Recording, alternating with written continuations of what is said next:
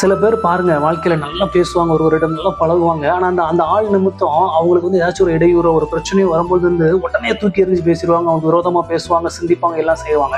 ஆனா வேதத்துல ஒருவரை குறித்து சொல்லியிருக்கு, யோபு 42:7, என் தாசனாகிய யோபு பேசினது போல் நீங்கள் என்னை குறித்து நிதானமாய் பேசவில்லை. ஆமென். யோபு தேவனுடைய தாசனா இருக்கிறான். ஆனா பாத்தீங்கன்னா எல்லாவற்றையும் இழந்த சூழ்நிலையில் இருக்கிறான். அந்த எல்லாவற்றையும் இழந்த சூழ்நிலையில் இருக்கும் பொழுது அவன் பேச்சுல என்ன இருந்துச்சு, ஒரு நிதானம் இருந்துச்சு. அதை தேவன் பார்த்தார். மனைவி சொல்றா, தேவனை தூஷித்து ஜீவனை விடும் என்று சொல்லும் பொழுதும் அவர் சொன்ன காரியம், ஏன் பைத்தியக்காரி போல பேசுகிறார், கர்த்தர் கொடுத்தார், கர்த்தர் எடுத்தார், கர்த்தருடைய நாமத்திற்கு மகிமை உண்டாவது என்று சொல்லும் பொழுது தேவன் அந்த நிதானத்தை பார்த்து என்ன பண்றாராம், யோபினுடைய முன்னிலைமையை பார்க்கலும் பின்னிலைமையை ஆசீர்வதிக்கிறார்.